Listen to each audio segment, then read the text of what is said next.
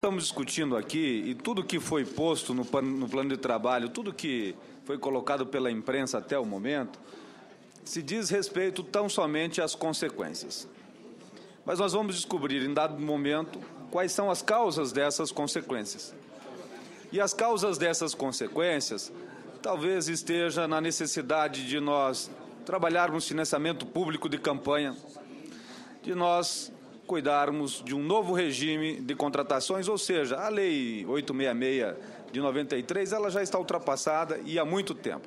Então, nós vamos chegar ao final dessa CPI, não só com um relatório na responsabilização de quem quer que tenha se envolvido de maneira fraudulenta, criminosa em todo esse processo. Mas muito mais do que isso, teremos descoberto as causas que levaram a tudo isso. Senhor relator, eu acho que terças e quartas-feiras é muito pouco, terças e quintas-feiras. Eu sei que nas quartas-feiras nós temos um trabalho mais intenso, mas aqui no Senado, terça, quarta e quinta não tem diferença. Ela tem as mesmas comissões de manhã e à tarde. Eu acho que as quartas-feiras nós poderemos também aproveitar as quartas-feiras e aí talvez as quintas-feiras possam ser melhor aproveitadas e, se precisar, segundas e sextas-feiras. Mas eu acho que não poderíamos perder o dia de quarta-feira, até mesmo pela presença maciça dos senhores parlamentares em Brasília. Isso é fato e nós todos sabemos bem disso. Senhor presidente, eu acho que os limites dessa CPI, elas estão dentro dos ditames legais.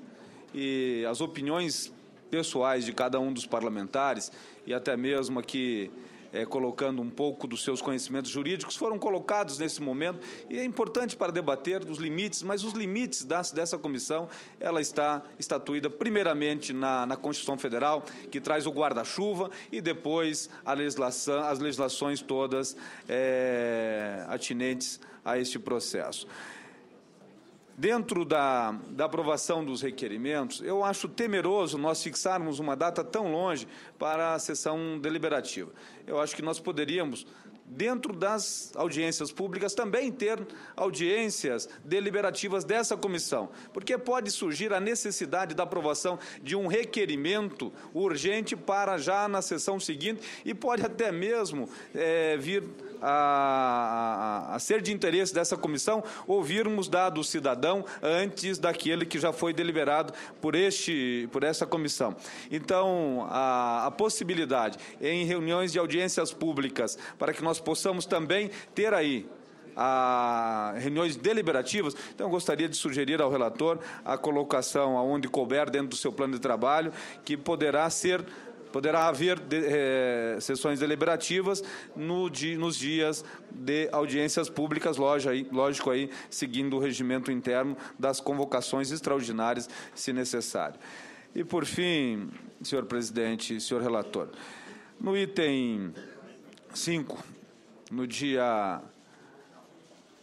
22/5, está a audiência pública para a oitiva dos senhores José Olímpio de Queiroga,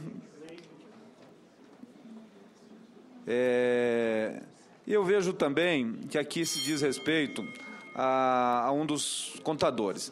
Eu gostaria de sugerir aqui a convocação também do senhor Rosalvo Simproni da Cruz para esta audiência pública, porque há notícias de que ele também seria contador do senhor Carlos Augusto Ramos e, inclusive, para o ponto máximo, que é essa CPI, que é para a investigação da jogatina. Ele seria aí o contador dos caça-níqueis. Seria a minha sugestão, senhor presidente. Agradeço a Vossa Excelência. Com a palavra o senador Humberto Costa. Senhor presidente, senhoras deputadas, senhores deputados, senhoras senadoras, senhores senadores, eu entendo que, se essa comissão, de fato, centrar o seu foco na investigação sobre essa organização e suas atividades, nós vamos estar prestando ao país um grande serviço. De modo que eu entendo que qualquer possibilidade de partidarização dessa CPI é, por outro lado, um desserviço ao país, porque nós estamos diante de uma organização com tentáculos nos 3 poderes, com presença nos 3 níveis de governo, no empresariado, na atividade esportiva e comenta-se até mesmo nos meios de comunicação. Portanto, é uma coisa de extrema gravidade que deve exigir uma seriedade no trato dos trabalhos dessa CPI. Após aquele primeiro momento inicial que sempre acontece em toda a sessão, eu nunca tinha participado de CPI, tive a possibilidade de participar agora e sei que há um período aí que é para exibição de conhecimentos, enfim. Mas eu entendo que nós precisamos ter um foco. E ter um foco significa não fazer o que a gente chama de retrabalho. Essa CPI, diferentemente de outras, ela não é o ponto inicial da investigação.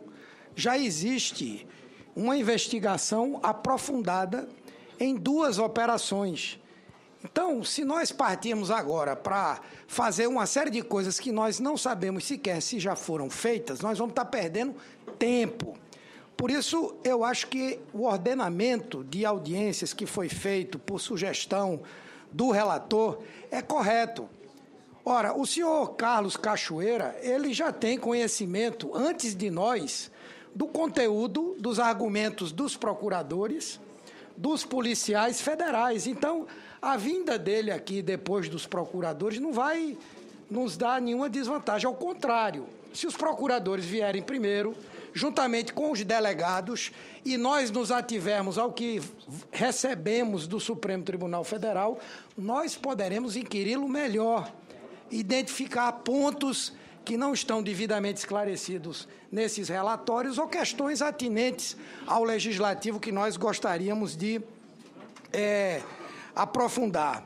Lógico que é possível inquirir, reinquirir, acariar, mas se nós pudermos fazer já a primeira inquisição com base em informações que são relevantes para direcionarmos o processo como um todo, eu acredito que vamos estar avançando. Então, era essa sugestão que eu queria fazer, que o relator mantivesse esse cronograma. Não vai influir em nada, não vai mostrar maior ou menor compromisso de quem quer que seja em esclarecer os fatos, se nós nos ativermos a um cronograma que nos permita estarmos mais bem preparados para inquirir não só o senhor Cachoeira, mas todos os demais. Agradeço. Agradeço a Vossa Excelência, senador Humberto Costa. Deputado Silvio Costa. Senhor presidente, senhores deputados, senhoras deputadas, senhores senadores, senhoras senadoras também, eu vou começar com a palavra de Vossa Excelência aí. Vossa Excelência usou há pouco tempo a palavra tecnologia. E acho que, efetivamente, nós precisamos ter uma nova tecnologia de investigação. Porque eu concordo com o senador Humberto Costa que esta CPI está começando um pouco às avessas. Ela começa com o principal fato consumado preso. Ela começa com o empresário dizendo que a empresa está quebrando. Ela começa com o senador Demóstenes sem poder andar aqui no Congresso. Então, nós temos que ter, sim, uma nova tecnologia.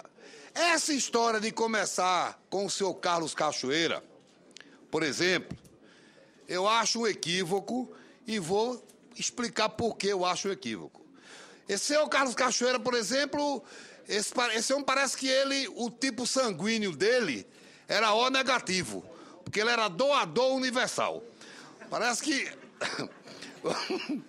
o senhor Carlos Cachoeira, evidentemente, o sangue era ao vermelho. sentar à mesa, neste momento, vai ter pouco, na minha opinião, a acrescentar.